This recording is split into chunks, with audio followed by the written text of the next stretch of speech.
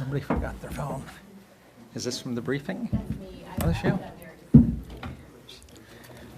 I'll let you know if you get any texts. Yeah, we'll read it first and see.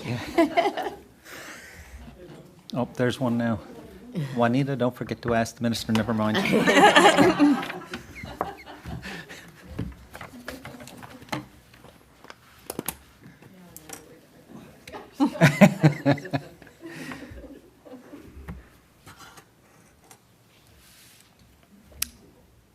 All right, we're set.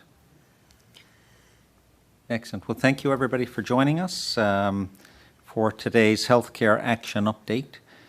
I'm pleased to be here to update on our recruitment and retention plans for nurses.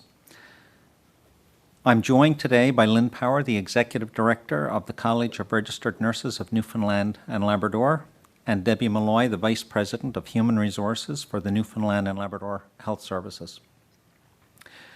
If you've visited the recruitment and retention page on our healthcareaction.ca website, you would have seen that we've made some progress. For example, since April of 2022, 565 nurses have been hired. This is the result of a number of initiatives, including the Nursing Think Tank, Internationally Educated Nurse Bursary Program, signing bonuses for nurses of up to $20,000 with a return in service. Those are for difficult to fill areas in the province, bursaries and practice course grants for nursing students, as well as the Come Home incentive available to healthcare professionals, including nurse practitioners, registered nurses, and practical nurses who've been living outside the province for at least 6 months. Additionally, last week we announced recruitment initiatives ranging from $20,000 to $40,000 for nurse practitioners who commit to working within a family care team in the province with a 1-year return in service. And those incentives are renewable for a second year. We are very happy today to be announcing that the College of Registered Nurses and Government have amended the Registered Nurses Regulations to streamline the registration and licensing process. What this means is this will make it significantly easier for nurses educated outside the province, including internationally educated nurses, to work in Newfoundland and Labrador. This will not only improve the process for re-entry for nurses to Newfoundland and Labrador, but as a result, eligible nurses from outside the province will be eligible internationally educated nurses. Sorry, I fumbled over that. Who currently live in the province will find that the wait times for licensing is significantly decreased. This is a win-win for everyone involved. It makes it easier for nurses who want to work here. It allows government and the health authority to more easily recruit. It leads to more nurses working in the province. All of this benefits nurses and medical staff who are here already, and it improves access to health care for everyone who lives here. Amending the regulations complements government's efforts to recruit nurses from other jurisdictions. The department anticipates 200 to 300 internationally educated nurses from India to begin working in Newfoundland and Labrador later this year. An early cohort of 20 nurses is expected to arrive late summer or early fall. Additionally, there are approximately 200 internationally educated nurses currently living in the province. As a result of the regulation and policy changes, there will be more streamlined processes for these individuals to become licensed in the province.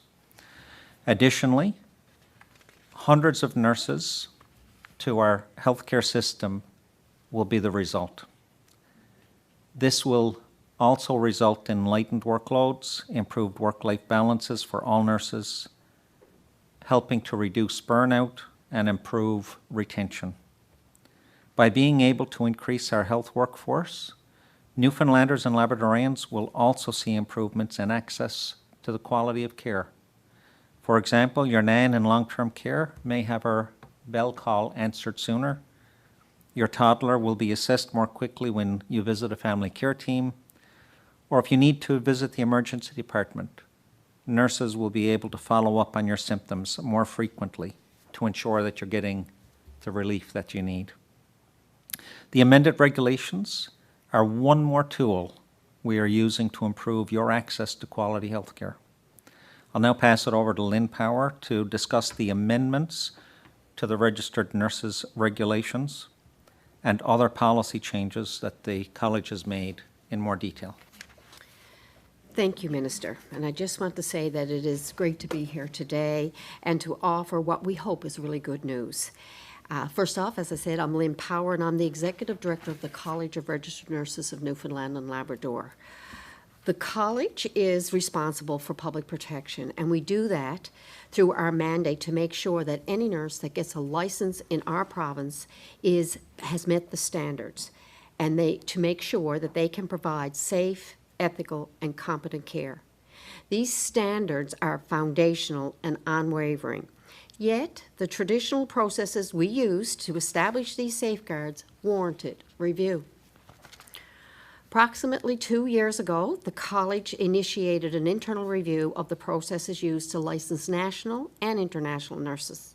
The purpose of this review was to analyze our regulations and our operational policies to identify where we could eliminate duplications, remove redundancies, and uncover areas where a more structured and streamlined approach could be developed. This new approach takes into consideration the established regulatory systems in other Canadian jurisdictions and countries, which were identified were nursing education and regulation aligned with that of Canada. At this point, the identified countries that we are launching this streamlined process with for this particular pathway include the United States, the United Kingdom, India, Philippines, Australia, New Zealand, and Ireland. It is our plan to keep analyzing different countries as we learn more to see what is scalable through and as we move forward with this streamlining work. Working in collaboration with the Government of Newfoundland and Labrador, the college is really pleased that we have legislative changes needed to the nursing regulations, and we have adopted the operational reforms and we have enhanced resources. So altogether, we aim to significantly expedite processing times and substantially reduce wait times for Canadian nursing applicants, the identified international nursing applicants from one of the 7 countries, and all other international nursing applicants. We have pathways created for practice in Newfoundland and Labrador. These significant reforms have been adopted, and a new expedited approach to licensing of national and international nurses has been made a reality. These major reforms have been made using a balanced and carefully reviewed approach, which will result in a more efficient and effective pathway for nurses to practice in our province at a time when they are urgently needed, while simultaneously ensuring that the standards of care which Newfoundland and Labradorians depend on remain unchanged. The college is routinely approached by nurses who are looking to practice in Newfoundland and Labrador. There's lots of interest in coming here. And as the largest healthcare regulator in the province, we are also cognizant that a shortage of registered nurses exists in our public health system. It is estimated that the reforms we have adopted and will be implementing will result in a 92% faster process from the point in which an individual applies until they are licensed. That's significant. At a time when resources in our healthcare system are under pressure, we are pleased to enact these regulatory reforms and policy changes to broaden access to safe, ethical, and competent care for all Newfoundland and Labradorians. Thank you. I'll pass over to Debbie. Thank you, Lynn. My name is Debbie Molloy, and I'm the Vice President of Human Resources with Newfoundland and Labrador Health Services, and it's a real pleasure to be here today. I'd really like to start by thanking the Honourable Tom Osborne, the Minister for Health and Community Services, and Ms. Lynn Power, the Executive Director of the College of Registered Nurses of Newfoundland and Labrador, for sharing such really great and wonderful news today. And I commend the province and the College of Registered Nurses of Newfoundland and Labrador for their collaborative work to streamline the nursing regulation process for both Canadian and international nursing professionals. Licensing and registration reform benefits both our dedicated nursing staff and the people of Newfoundland and Labrador. Registered nursing vacancies currently exist in all categories of employment across the full continuum of care in all parts of our province. With these changes, Newfoundland and Labrador Health Services will be able to access much-needed nursing resources in a more timely manner by having a more streamlined process for interested Canadian and international nurses. Licensing and registration reform allows us to enhance recruitment and retention efforts for Newfoundland and Labrador Health Services, while ensuring proper licensing, competence, and standards of care remain in place so that we can offer the highest level of care to the people of the province. In the past, it could take up to a year from the time an international nurse submitted an application until the time they were working as a registered nurse here in the province. Now, through the reformed licensing and registration structure, that process can be reduced to weeks while ensuring that proper licensing, competence, and standards of care remain in place. This is wonderful news for Newfoundland and Labrador Health Services as it provides an opportunity to decrease staffing gaps and ease the workloads of our current nursing staff. Currently in the province, there are around 200 internationally educated nurses, or IENs, working in other capacities like personal care attendants while awaiting licensure. The Provincial Health Authority is committed to assisting those in the system who currently call Newfoundland and Labrador home to advance to registered nurses and licensed practical nurses. And so I'd encourage any of those IENs in the system to reach out to the College of Registered Nurses of Newfoundland and Labrador through the website or the College of Licensed Practical Nurses of Newfoundland and Labrador to ensure that their application is on file. When staffing shortages persist, nurses find themselves working longer hours, which can disrupt the work-life balance that we all strive to maintain. Burnout can occur, and nurses may leave the province to pursue other opportunities elsewhere.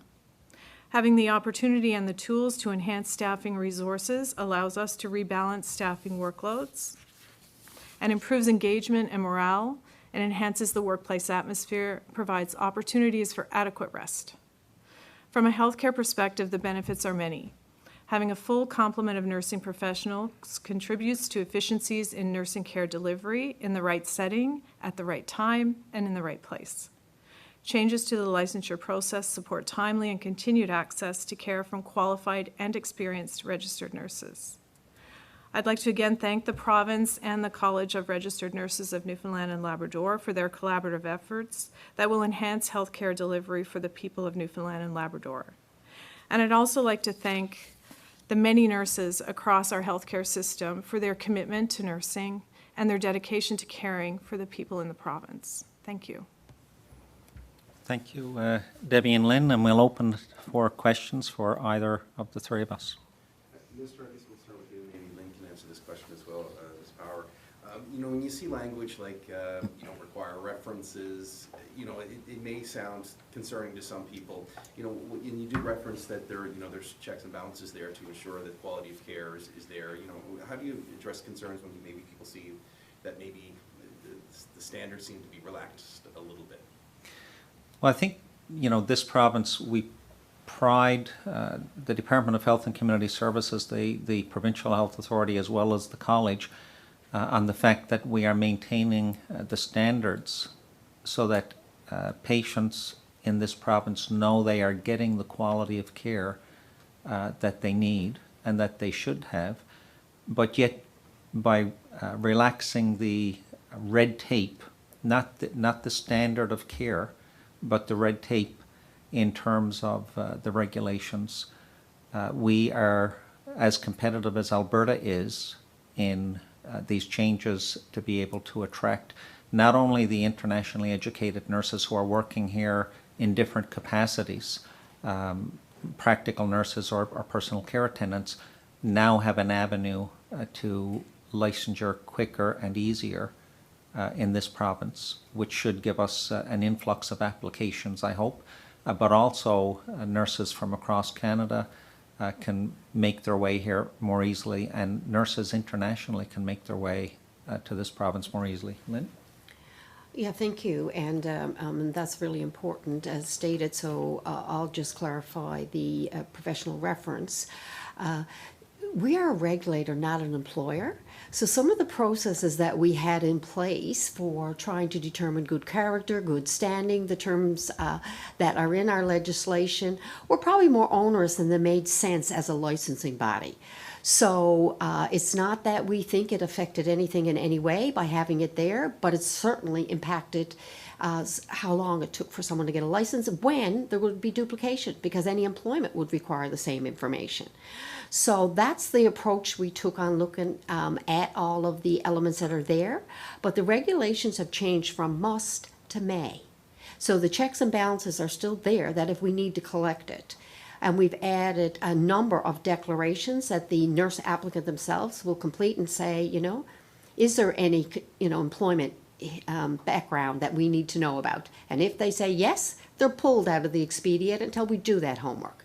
So this is for the 99% that this should sail smoothly, and yet we had everybody in the same boat before. So it's still there.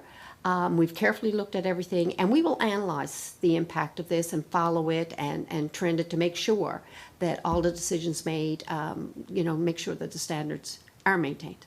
So some of the onus now is, I guess, put on the employer to get those references and that sort of thing. Is that right? I think that onus, and Debbie can speak to that, but that onus already existed. It's just that we were duplicating that effort. The college would do that work, and then the employer would do that work. So it cuts the work in half, I think, Debbie? That's exactly right. We would have done it in any event, and so it was just a duplication within the system. Do these changes affect applications that were already going through the system, or is this sort of only new applications that come in after the implementation date? No, we will go back over the applicants that we have on file and review them all to determine where they fit in these new pathways. We made some changes, like I said, over the last 2 years anyway, and we've, you know, processed probably about 20% more just for some changes we made in October related to the way we looked at their education curriculum. So this is a journey. We will, you know, as Debbie said, we need to know. We need people to have an application in with us in order for us to do anything. But people who are in the process, absolutely, we will be looking at where they fit in this process. I know Nova Scotia made some legislative changes recently that resulted in, like, immediately it seemed like thousands of applications coming in. Are these changes similar to what Nova Scotia did? You know? I think I'll answer that as well as Lynn. You know, I think every jurisdiction in the country have different regulations and different processes. One of the things that we've looked at in this province is making sure we maintain the standard of care that people in the province expect and anticipate. So these changes, this is the, you know, we've made changes previously, the Department of Health and Community Services and the college. So this is not the first time that we've made changes, and these changes are looked at very carefully by both the department and the regulatory body, as well as the health authority when we're making changes, so that we make sure that we maintain the standard of care, but decrease the red tape. So there's a great deal of work that's gone into this, but one of the things we need to ensure for the people of the province is, while we're making the process easier for nurses to apply, get licensed, and get employment in the province, that the standard of care is maintained. Lynn? Yeah, no, and certainly as a part of our homework, we looked at other jurisdictions, what they were doing. We looked at other countries to analyze what's changing, what's trending. We looked at the research. We looked at the evidence that's out there of different mechanisms for establishing nursing programs and reviewing nursing programs. So we did quite an extensive review, and that's why I say it's a starting point by listing those countries. There are some differences, and I think the regulatory scheme and the federated model in Canada will always have a few differences that are there, but we are consistent. We've looked at everything, studied everything, and what made sense for our province, we certainly have looked at. Volume, I hope we have that problem. I hope we get as many. We got to balance being, the influx, and we don't know. But I anticipate Monday will be a very busy day. You, Minister, mentioned that this should give us an influx of applications. Do you have any, are you expecting a certain number? I won't put a number on it, but I think you just got a text. I will answer that question. We did hire over 200 of our recent grads. Thank you for the text. We just hired over 200 of our registered nursing, Bachelor of Science registered nursing grads in this province, which is a very high number. We're very pleased with that.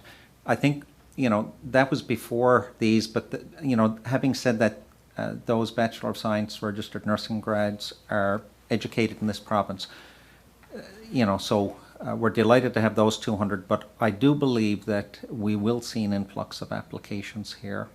We did, the department, the health authority, the College of Registered Nurses and the College of Practical Nurses met with a number of internationally educated nurses just in recent months.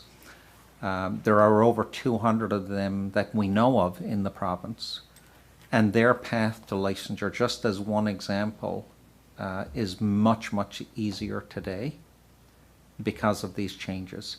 So those 200 plus internationally educated nurses who are working as personal care attendants, the college, the health authority, the department will reach out to those individuals now and try to help them through this process with a more streamlined, expedited path to licensure. Will the government, or I guess the health authority, be hiring maybe more people or making any kinds of staffing changes to deal with an anticipated influx of applications? So the department has already provided to the college a resource to help with this. We are hopeful that they'll come to us and say they've got received so many applications they need a second resource. If that's the case, we will provide a second resource, but the resources will be provided to meet the demand. Lynn? Yeah, and certainly we've done some internal movement of resources to be prepared, because it's important that an applicant who reaches out gets a response. And trying to, we're the largest healthcare regulator, but there's still only so much you can do. And we have our own nurses that we're really pleased to be welcoming into the profession, our own graduates now. So, so we're looking at different mechanisms that we can use to make sure that that we connect with people. And I encourage everybody to look at our website. Our website, we've put all kinds of information and lots of frequently asked questions, so people can find out where they fit in it and what if this and what if that. So our internal team did an excellent job trying to anticipate what might come so that we can approach it in many ways. Just to clarify, by a resource, do you mean a person? Yes. Yeah, absolutely. So I don't know if the reason I referred to the individual as a resource, I don't know if it's male, female at this stage. They. So they, so I'm not sure who will be hired. So we have provided a position to the college. There's a list of countries there. Are any of those countries new, recently added? The 7 countries that are there is a part of the announcement today. So all of that is new. We would have had applicants from all those. They would have went through the standard processes, but this is the group that will get this particular pathway for the expedited pathway, because we've done the analysis on their curriculum and know that foundationally is similar to a Canadian curriculum, and we've done the analysis of the regulatory scheme in the country to make sure that we can compare the checks and balances that that country would do with what we would do to ensure that the program maintains those standards and graduates really meet it. So I do see that as a scalable list as we learn more, but that based upon our applicant pool, and I think that comprises 85% of our applicants traditionally to the province. So that's why that was the starting point. You know, the province was recently recruiting in India.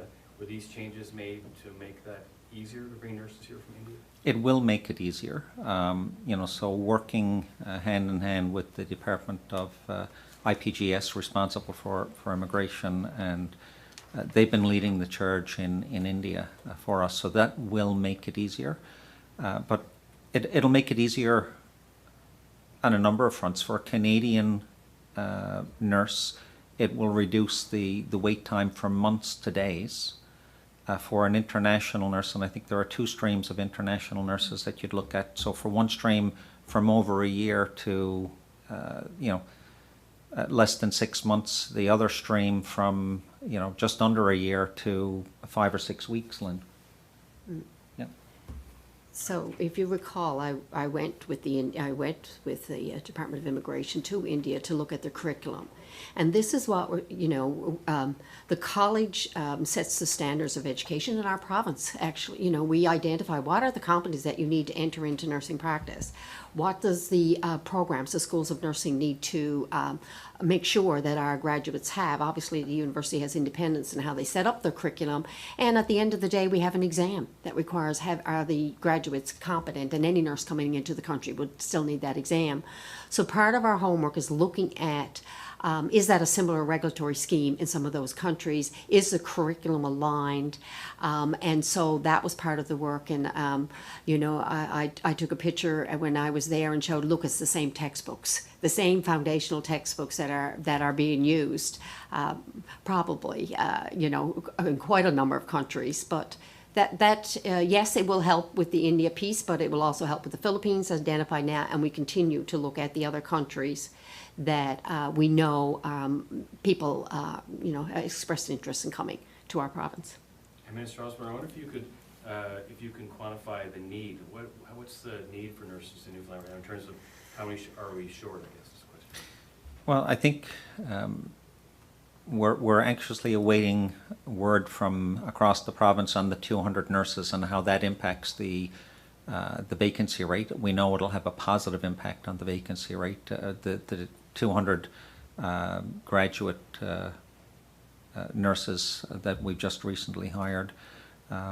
We also understand that this process will also help reduce the vacancy rate. Right now, I think the last healthcare update that we had, and we'll see updated numbers on the website as well, but the last healthcare update, we were about 12 or just over 12% vacancy rate for registered nurses. We'd certainly like to see a significant reduction in that.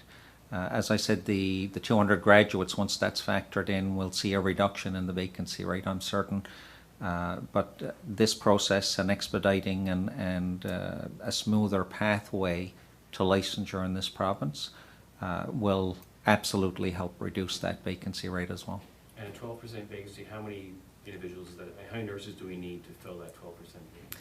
I think, between what we're doing here, what we're doing on the India desk, for example, there are two government-sanctioned recruitment firms in India that are working with the province. We need 500 or 600, I believe, as of the latest numbers on the site, as the vacancy rate. So this will go a long way in addressing that number of 500 or 600 nurses needed in the province. Again, the 200 that we've just hired, I think we'll see a reduction in that 500 or 600 number yet. I can't quantify that today because we don't have the numbers tabulated yet, but we know that the 200 recently hired graduates will see a reduction in that number as it is. And what does it mean to the quality of care that's delivered when we're short 400 or 500 or 600 nurses? What does that mean to quality of care?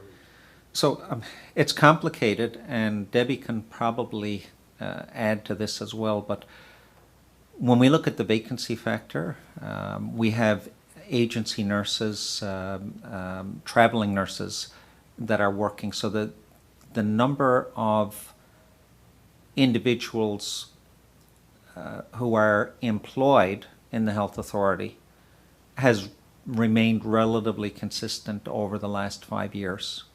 What's changed is the way nurses are working. So we have more casual nurses because they have, more control over their scheduling. There's a 20% premium for casual nursing. We have agency and traveling nurses, and that doesn't, so that the traveling nurses, for example, don't factor into the vacancy rate. They're filling a position that's marked as vacant, but it doesn't lower the vacancy rate because they're not a permanent employee. They're a traveling employee, so to speak. So the number of bodies in the system has remained relatively consistent, but scheduling is more difficult because of the casualization and because of the travel nursing component. So it's difficult to quantify when you factor all of those things into account, but the number of people actually working has remained relatively consistent. Yeah, that's absolutely correct, and I would say, as a health authority, it's very important to us that the quality of care does not suffer, and so we will do what needs to be done in terms of changing the way that we offer services or looking at things like that. But the number itself has remained fairly stable, and we have been relying on these sort of other resources. Our preference is always to have people who are attached within our system to permanent and temporary vacancies, but we've adjusted to the reality of the situation, and we're very, very hopeful that with changes like this, that we can stabilize the system. So do you expect that? Did you have one? Yeah, I can add to that. So one last question, sorry. Okay. I'll add to that. I don't know if I'm going to preempt your question or not in what I'm saying, but when we say, we really need 500 or 600 nurses, as we recruit permanent nurses, we reduce our reliance on the traveling nurses. So when we say we need 500 or 600, that doesn't mean that there are, while we're showing 500 or 600 vacancies, many of those vacancies are filled with travel nurses, but we want to fill them with permanent nurses, permanent positions. You anticipate my question? I thought so. Well, thank you very much, everybody. Much appreciate you coming out for this important announcement.